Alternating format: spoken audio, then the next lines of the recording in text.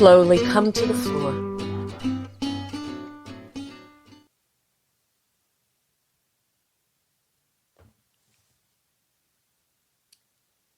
And you just settle in. That's the beginning. That's always the beginning. When we can feel safe enough, or maybe let me say it this way, if we're comfortable enough, we feel safe. Safe enough. We know our surroundings around us. There's familiarity.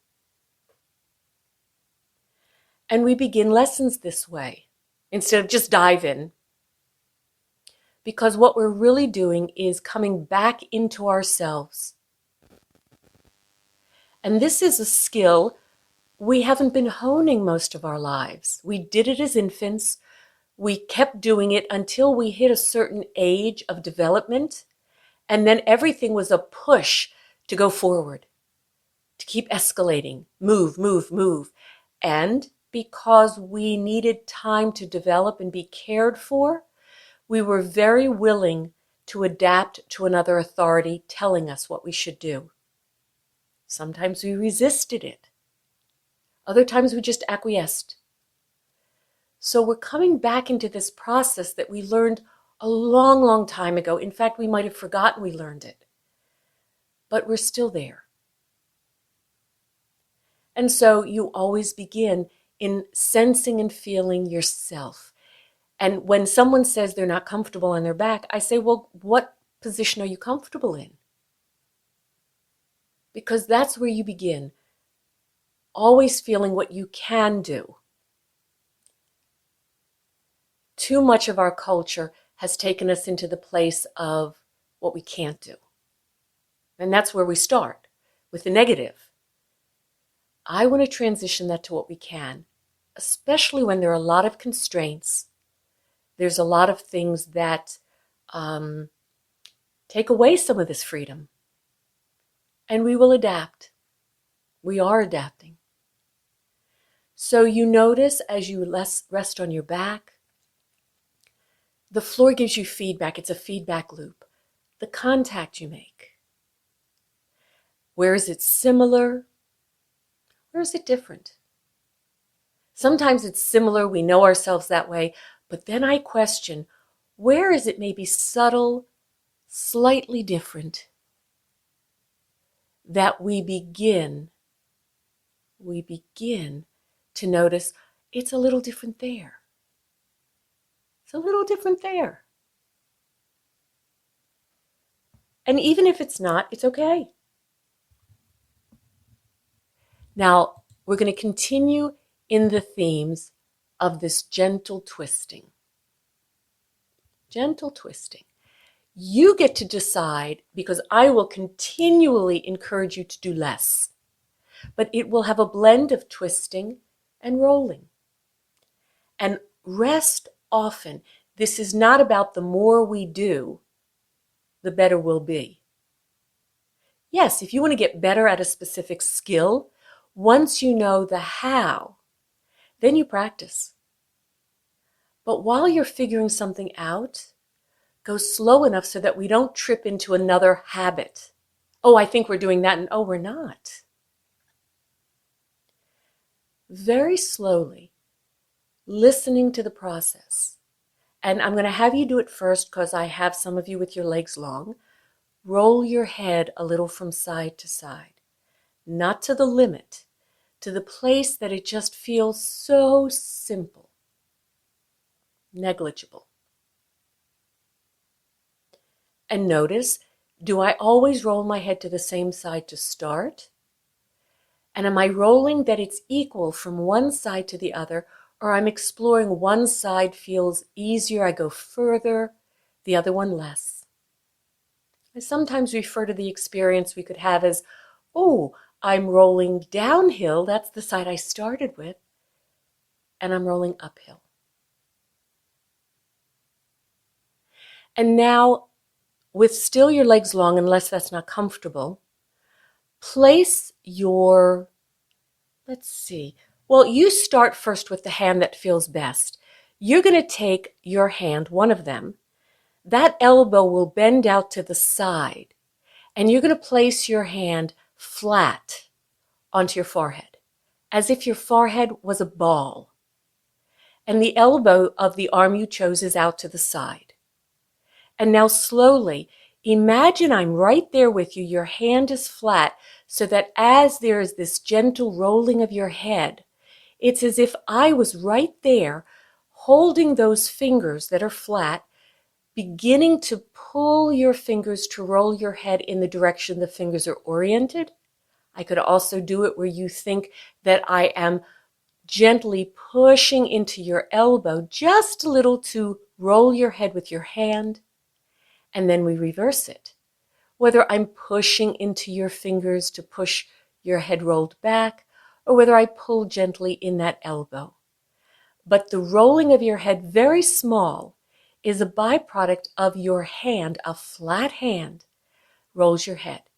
You don't cup the hand to your forehead. It's as if you just had your hand flat on a tennis ball.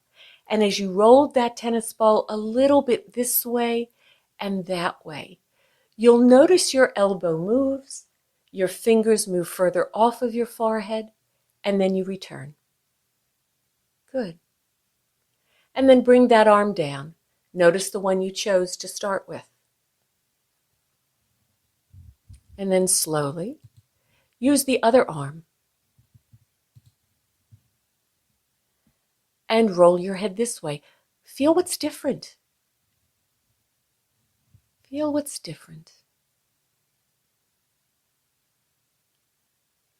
And don't go to the limit. Look for equality, because one side will be much easier.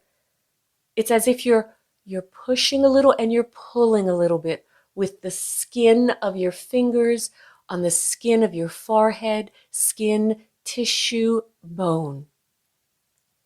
And then you come back and you rest your hand. And even if it's negligible, the movement, there was a subtle little movement. Maybe your eyes shifted.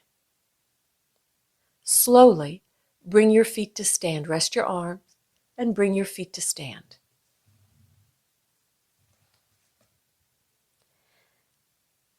Now the difference is something changed with your feet standing in the contour of your pelvis, your lower back.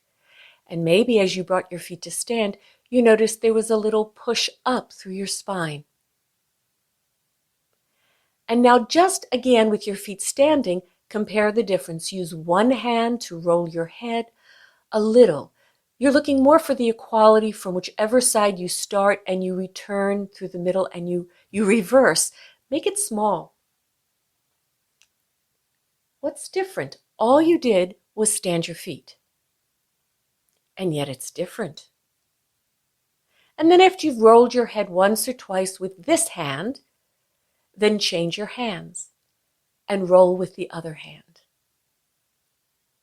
So you're comparing. This has to do with what we call our shoulder girdle, the organization in our arms, shoulders, chest, shoulder blades.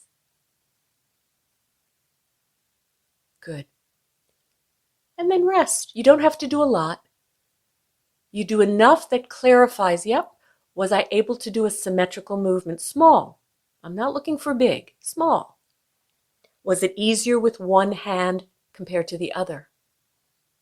Was the easier hand my dominant hand or the less dominant hand? And now very slowly, please roll onto your right side. When you get to your right side, bend your hips and knees ballpark 90 degrees. You can either use your right arm as a pillow to rest your head on, or use head support, but that would be the equivalent height of what your upper arm would give you for head support. You're looking for an alignment of head, neck, and spine that is relatively aligned versus bowed down towards the earth or bowed up towards the ceiling. And now you're here resting. Slowly roll your head, your eyes, and notice if your left shoulder begins to slide back. You keep your legs where they are to the right, and you begin to open your chest and your head towards the ceiling. And you find a place for you where it's a gentle twist. You can rest there. Now from this place, use your left hand and place your left hand on your forehead. And now slowly, a little bit, roll your head to the left, back through the middle, and to the right. And feel that it's not just your hand, your left hand on your forehead rolling, but feel your left shoulder blade, feel your collarbones, not just the left, the right also, your chest, your ribs, and then you come back. And then just pause for a moment. Now this time, the next time you're going to do the same movement, there's going to be one slight change. You're going to bring your left foot and let it rest on the inside of your right ankle or on the right foot. A little bit. It doesn't lift to the ceiling yet, but it's going to rest there. So it means that the left knee is going to be slid a little higher up on your leg in relationship to the bent right leg that's going to stay passive on the floor. And now slowly, as you go to roll your head again like you just did, can you make an exact simultaneous movement that as your elbow, your left elbow, is moving in space over to the left as you roll your head a little towards the ceiling to the left, your left knee follows equal.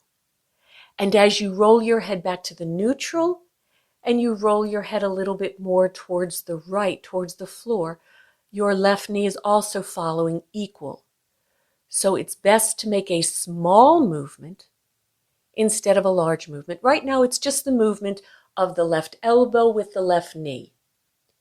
You could even imagine that there was a dowel stick or a thread that connects your left elbow to your left knee, so that as your left hand rolls your head and the left elbow is moving, you now are creating more of a rolling sensation versus a twist. But I really suggest do less instead of more. Don't go to the limit. Just easy. That's it. And back. Good. And then use this pattern. You'll give up the constraint of your left foot resting on the right ankle as you roll open so that you roll back onto your back and you rest.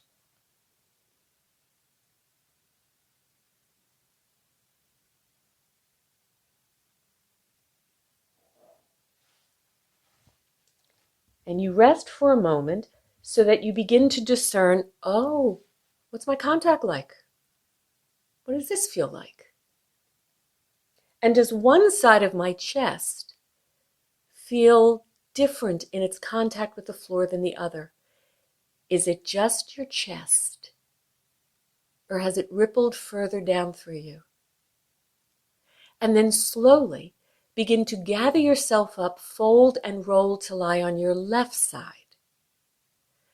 Again, if the bottom arm isn't suitable to be comfortable as a pillow, don't use it. Use head support. You just want the approximate height that an arm would give you. And again, you bend your hips and knees ballpark 90 degrees. It's different how you rest here. And then you place your right hand flat on your forehead. Make an imaginary line so that your right elbow and your right knee are going to start to have a relationship as you roll your head towards the ceiling easy, and then you roll back.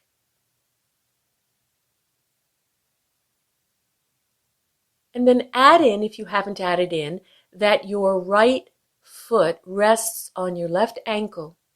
It just scooches up a little bit, hinges there, maybe in the arch of your foot, so that as you begin to roll your head again with your right hand, the right knee follows simultaneously the right elbow. It's as if they're connected. And then you come back. When you come back, your right knee will come to lie on your left thigh. And then you just roll this way so that you are more rolling. But listen to the floor side.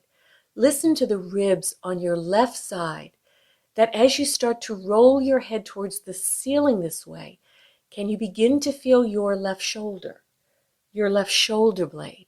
Your left ribs are opening onto the floor, maybe the left side of your hip joint, and then you come back. That's it.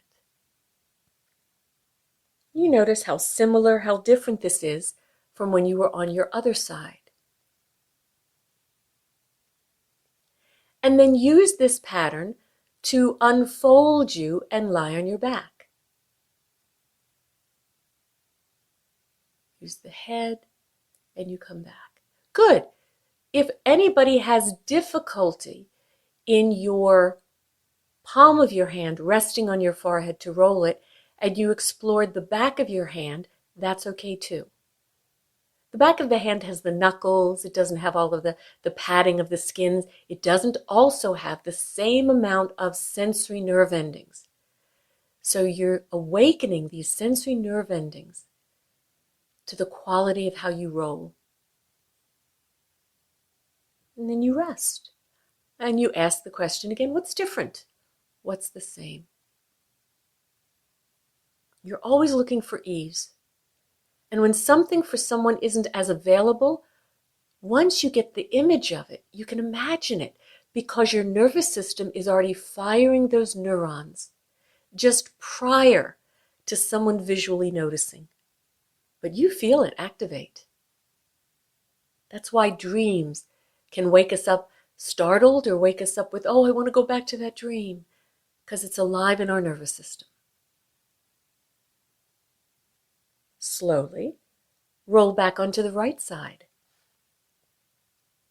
And each time you do it, it's not just, oh, I got to get in the position. The rolling is your process, as if you had rolled yourself open and then you reversed it. You hadn't taken the pause. As if that pause was negligible. You're still in movement.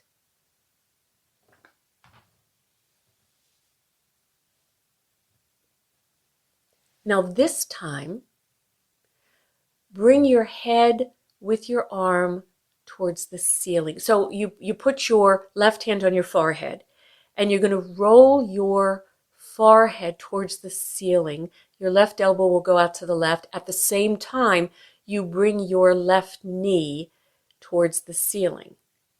You're really looking for a place, more or less, where let me clarify a little bit more. You want both the knee and your left elbow towards the ceiling. So the head is only rolled to the degree that you have a parallel line of your left elbow and your left knee towards the ceiling. That's it. Beautiful. This is a very, very small movement. So small that no more than 1 inch, you will roll your head 1 inch to the left as you take your left knee 1 inch to the right. Then you bring them back to the middle. 1 inch. I'm asking very small. Then you come back to the middle. Then you roll your head 1 inch to the right as you take your left knee 1 inch to the left. So now you're doing an oppositional movement, but you're doing it really small. So that, and if 1 inch is too much for you, you just want to imagine it. You do that. And once you start to play, pay attention where in your spine this twist is happening. And although as you initiate first, you're thinking of your left hand, the left elbow, the left knee, what if, as you did it, you started to think about, well, where do I feel through the center of me? Where do I discern through the center of me?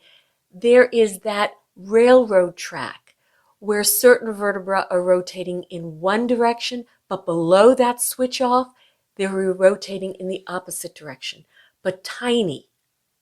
If an inch is too big for you, you do an eighth of an inch, a 16th of an inch. If you start to feel, oh yeah, then you can build it. But the quality is that the movement of the elbow and the knee, now going in the opposite direction, are going simultaneous, not sequential. If they're going sequential, you're not finding that place in your spine. It's as if you want to find that place in the center of your spine that you can initiate from there, that the elbow, the hand, the knee responds because something further into the center of you, your torso, your trunk, Pilates, they say the core, but that's too limiting. And you play with that. And then you can play building it larger, making it smaller, resting as you need. But you're searching softly, easily, for where in your spine is that divide. It often makes me think of railroad tracks, where they have to switch the switch. They flip the switch, so to speak, so that this train heads off on that lane and that train heads that lane. And then when you've had enough of that, just come back and rest on your side. You're on your right side. Yep. So you let all of the water still. And then place your left hand back on your forehead, but keep your legs together. There's the constraint there towards the right, pelvis, knees. And slowly roll your head, just your head, with your left hand towards the ceiling, where it feels, oh, that's so nice, and back. And see if there's a degree more of this rolling of your head. It's not your head rolling and it's carrying the hand. The hand is rolling the head. The head, the neck are free. And then as you come back and you do it another time, add in that now the knee and the elbow move together instead of this gentle twist. It is more a full rolling so that you can roll to your back, unfold yourself, and rest.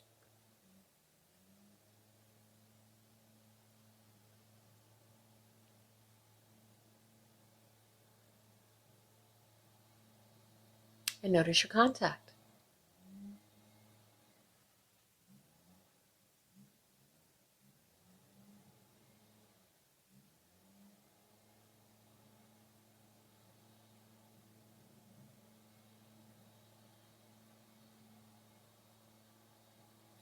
And you listen to your breathing. And you listen where your attention is drawn, because each person notices something different. And that's what's the most important, because it's something that got your attention. Therefore, something is awakening. And pay attention if some of the thoughts that might occur have a concern, a worry, because that means we go into a global contraction. So you just notice it and you go, no, I'm safe enough. I'm comfortable enough. No one's making me do anything. I can imagine. I can just rest and listen to Peggy's soothing voice and listen to my breathing. And maybe I just go back to that initial movement of rolling my head a little. You can do that. Is that easier? Is that simpler? Because when our head is free, we can adapt in life. We can be alerted to danger. We can be alerted to things that, oh, it's so wonderful. And we can have a faster response when we need to. Slowly gather yourself up and roll onto your left side.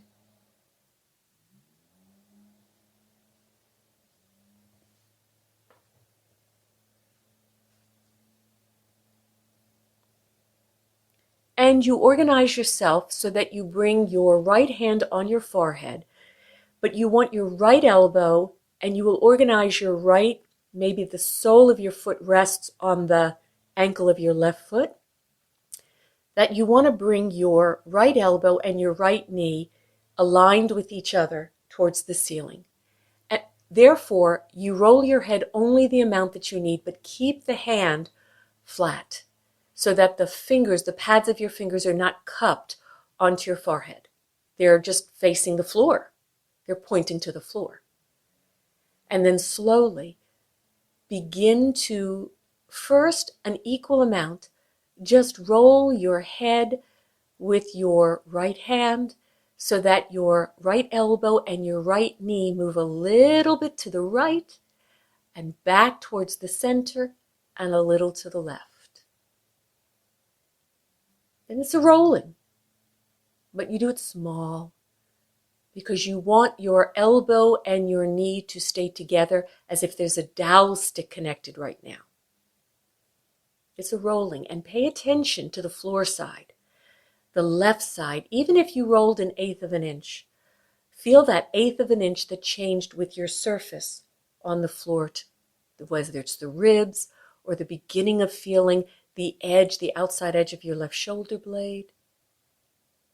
And then you come back and slowly allow this differentiated pattern to awaken. But it's at the same time, as you roll your head to the right, you take your left knee equal to the left. Everything comes back to the ceiling. Then as you roll your head with the flat hand towards the floor to the left, that equal amount simultaneously, you open your left knee. It's hinged on, your right knee. It's hinged on your left foot. And you play this differentiated pattern small. You start really small so that you can be sure I am doing it simultaneous.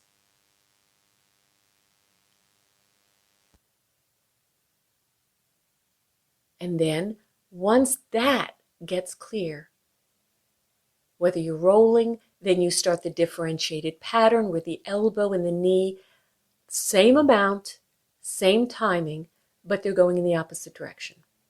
As the head is rolled forward, the right elbow is coming more forward towards the left, the right knee is going a little bit more to the right. And then you come back and you reverse it. But you keep it small so that you don't hit a limit in your hip joint, in any portion of you. You're staying in that easy, playful, it's the baby pool. Stay in the baby pool. Don't go to the deep end yet. Make sure that the pads of your fingers are not touching your forehead. You're not pulling with them. Those fingers are straight so that they never touch. The only time maybe the fingers would touch is if you're rolling your head a large amount and you've traversed on the hand, the tissue of the hand that changes its contact with the forehead as you roll your head. A flat hand. Knuckles should be totally straight. Totally straight. So that the fingers are dropped off of your forehead to the floor or out in space. And you play the differentiated pattern. Easy, playful. And pay attention where. You start first with the absolute, my hand, the elbow, the knee. But then keep thinking deeper into you, more to the core, the center, the proximal. Where is this place in me that I feel there's a little bit of a change? Everything above that place is turning one way, everything below is turning the other. And you monitor where it's safe. And then you let go of that. You go back to the pattern where you would roll, that the elbow and the knee simultaneous would come together, folding you towards the floor, opening you towards the ceiling, and then release the constraint at your foot and roll onto your back and rest.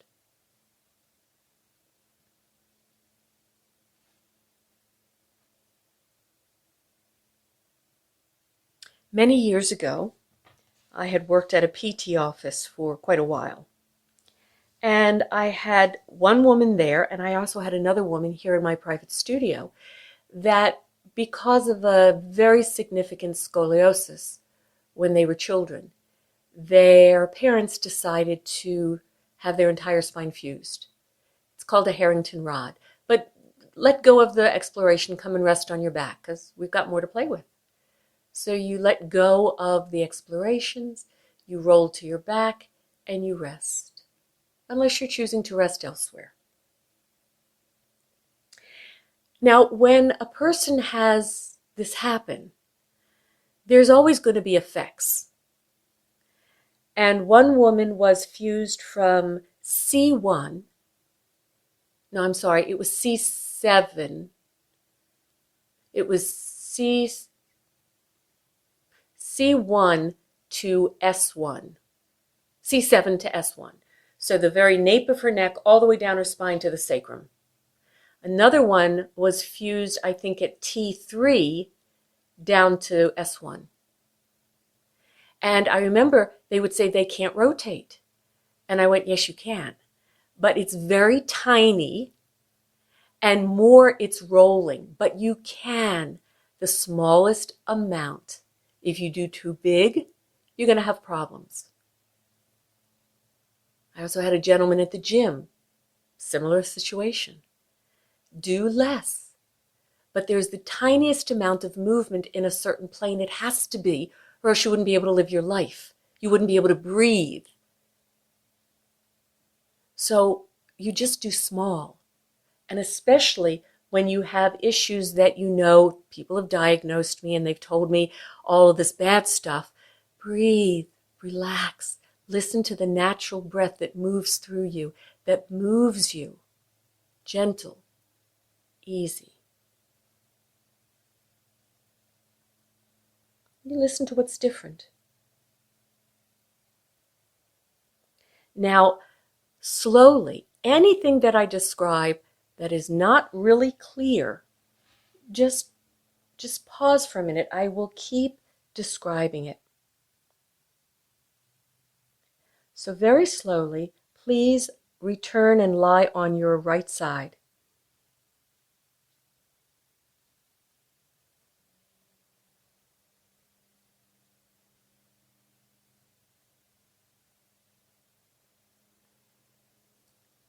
And now I'm going to give you a modification, which means you find where, even if you do one or two, it's easier, because not everybody can actually do some of these things that are asked. So I want you to find whether you imagine or how you play with this.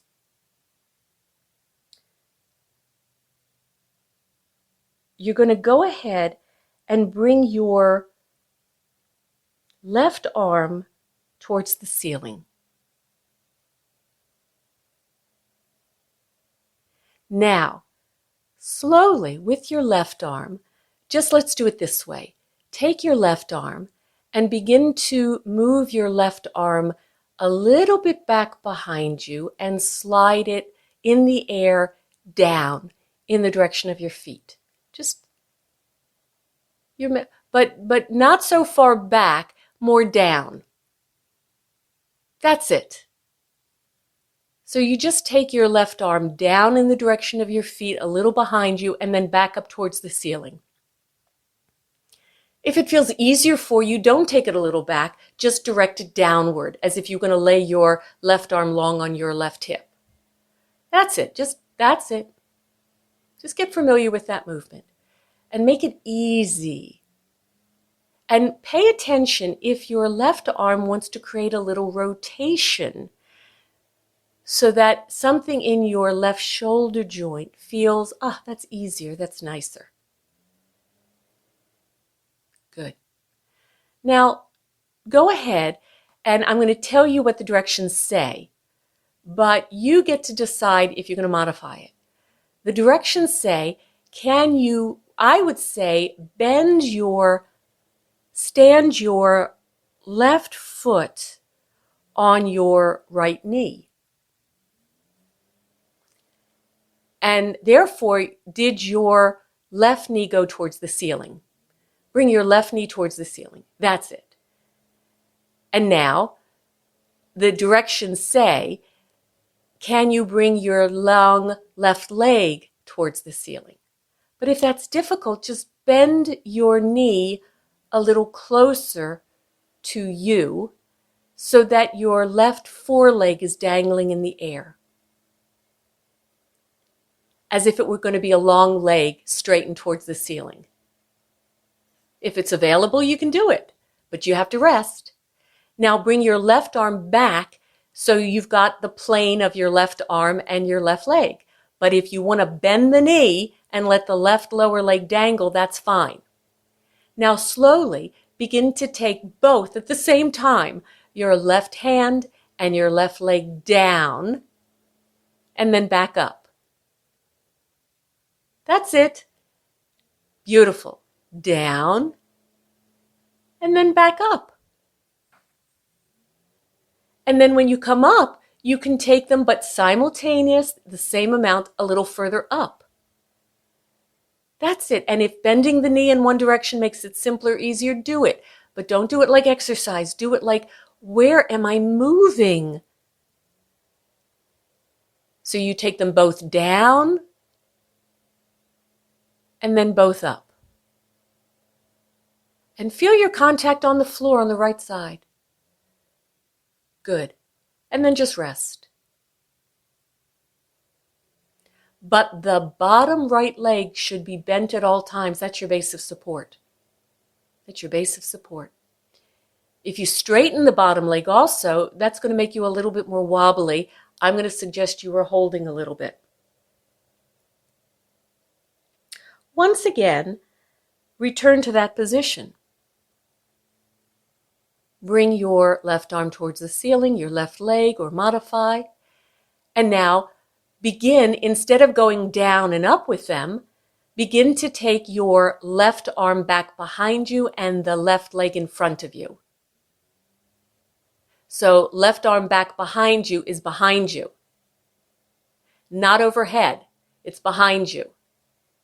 That's it. And then bring them both to the ceiling. Bring them both to the ceiling. And then do that same pattern again. The left arm, that's it. This is the oppositional. Where do you feel that twist again? And then bring them back towards the ceiling. And do that a few times. And if it makes it easier for you to roll your head a little towards the ceiling, you do that. Maybe you don't need your left arm anymore underneath your head. I'm sorry, your right arm anymore underneath your head. That's it. And then just take a moment and rest, because this is a lot. So just rest.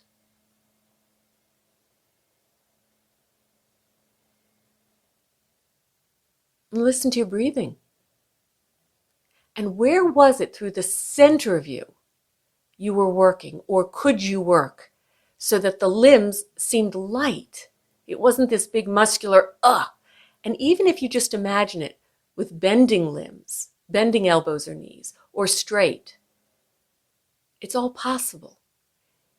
The limit is in the way we think. And then slowly, please return to this position on your right side. Roll yourself if you've moved onto your back onto your right side. Bend your hips and knees, ballpark 90 degrees. Bring your left arm forward towards the ceiling. Bring your left leg or bent left knee with the lower leg dangling towards the ceiling. And now this time, bring your left arm forward towards the right as you take your left leg or your left knee back a little bit. And then do this pattern. You bring everything back to the ceiling, and you do it again. Now the arm goes forward and the leg goes back. You're swinging it back, and pay attention.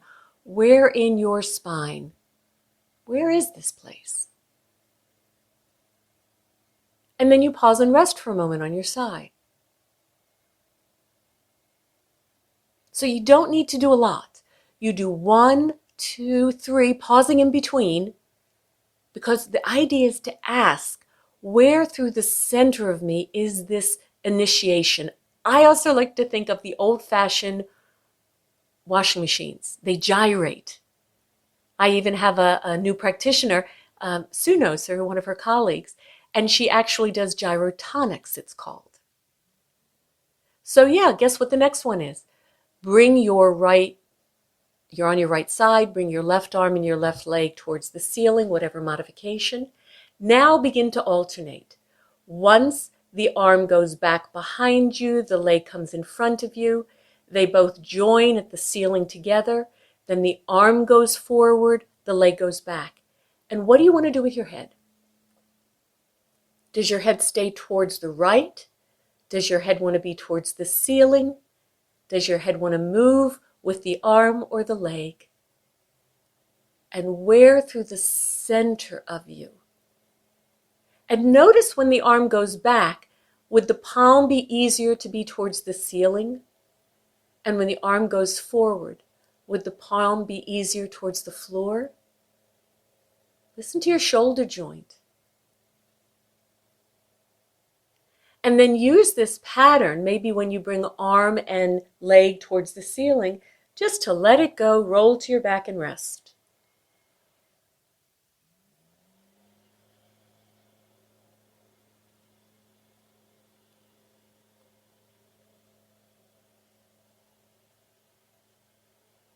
Sometimes just getting an image of the lesson or what's being asked is enough. Maybe you don't even do it today. Maybe something later starts to go, oh, I think I understand the image that was being described and what that movement was like and how I used to do that all the time. Whether you were a dancer or a gymnast or whatever it was that it woke in you, or swimmer. And then roll to your left side. And the modifications are where you bend the knee, you can bend the elbow, but now on the left side, maybe you roll your head a little bit towards the ceiling, and you bring your right arm towards the ceiling, and you bring your right leg towards the ceiling. And remember the movements were now take both the right arm and the right leg down in the direction of the floor below you, and then back up. That's it. And up. And only where it's easy. That's it. And feel where you move into the floor on your left side to do this. You can even imagine that there's a string of rubber band between your right hand and your right foot, or your right hand and your knee, and they're moving together. And then just rest. Give it a rest. Because by the time we start doing more reps, it gets fatiguing. But once the pattern is there, you have the ability, that's where you would take this into fitness or all of the other things that are really great to do. But when we can do them more efficiently, we have less effects. You take some medications and they speak about side effects. They're not side effects, they're effects.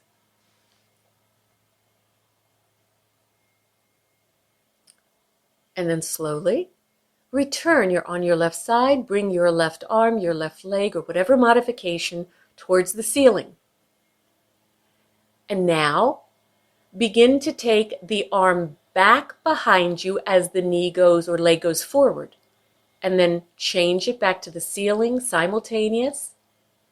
I encourage, as you take that right arm back, rotate the arm so the palm would go towards the ceiling. So right now, just do the right arm back, the right leg forward. Just get that image clear that you can pay attention where in your spine is the great divide, where vertebrae above are rolling one way and vertebrae below are rolling the other way. And it can be a teeny-weeny movement. And then rest. And then you just rest. Rest whether you rest on your side or you're on your back, you rest.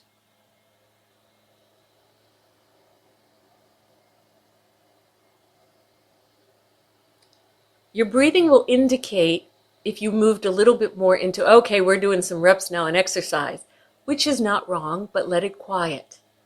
Let it calm.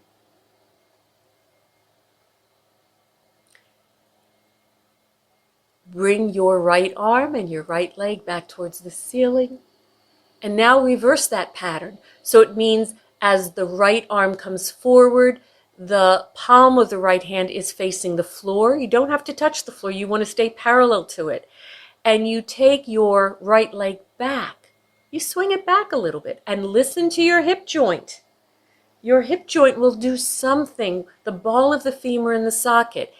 If you notice there's a limitation in one, reduce the movement of the other less than where you feel a limitation. That's it. Notice where your head wants to go. And then you just pause from that.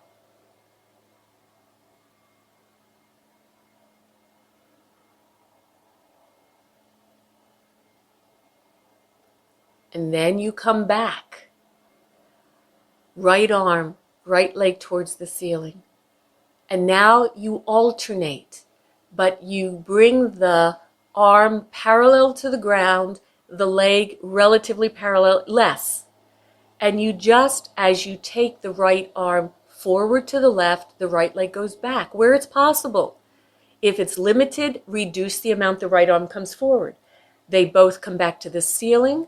Then the right arm opens towards the right. Rotate the arm so that the palm is towards the ceiling. Maybe your head follows.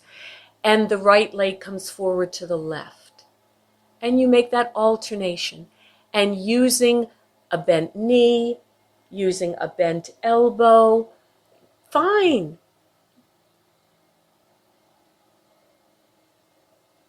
That's it.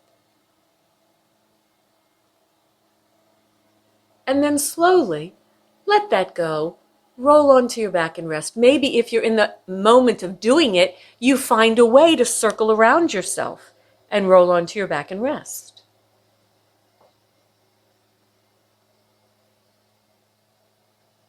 And you notice your contact with the floor. The length of you. Is there the beginning of a little bit of clarity, a little bit, of where through the center of you, through your vertebral column, there was this little dance happening. And it might have been different when you were rolling one arm forward or rolling one leg back or vice versa. That's what you were measuring. Is it the same place or is it a different area along my spine?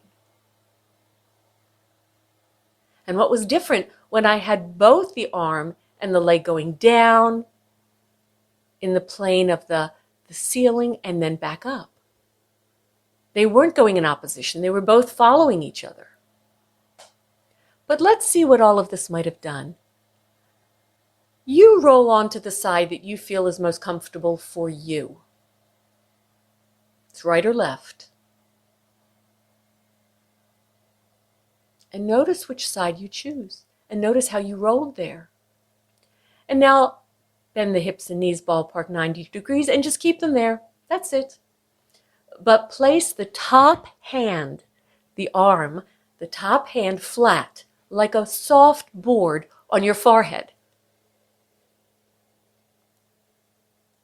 And the fingers are pointed towards the floor. And then the legs are together.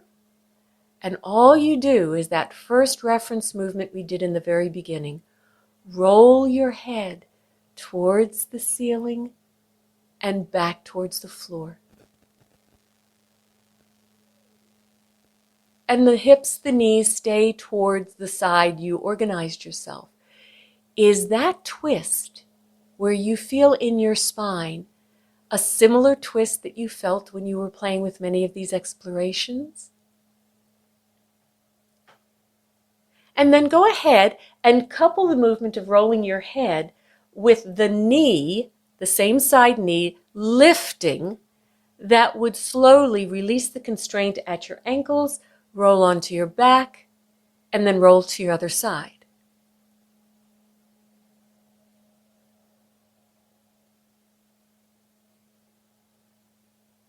And you fold yourself up, bend your hips and knees 90 degrees.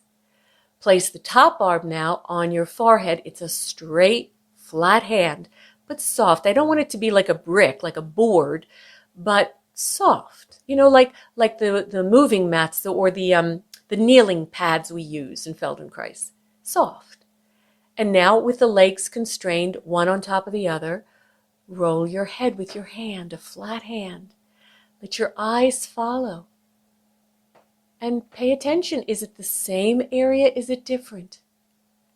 The twist. Maybe you start to notice, if you're going a little further, the top hip and knee glide a little back. And then to come back, maybe you can allow that top hip and knee to slide forward. But think of the vertebra through your spine where you go, there. That's where I think I'm initiating from. Lovely. And then give up the constraints, roll to your back, and rest.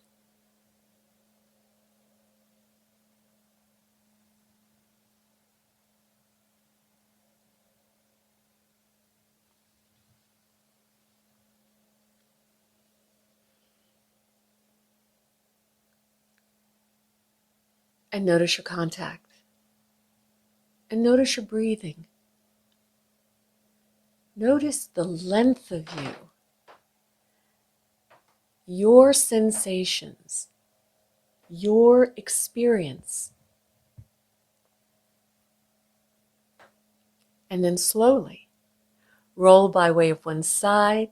Listen to that process. Bring yourself to stand. And you're looking for that place where it's like, oh, this is so easy. This is so nice. And if it's not, you pause. You don't push through it. You take your time. Your breathing will be an indication. Your sense of ease and comfort, finding your supports.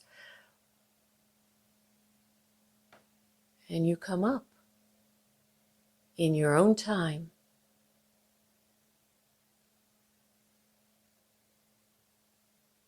And then in your uprightness, feel yourself. And I know I used to do this with the gym many times, many classes.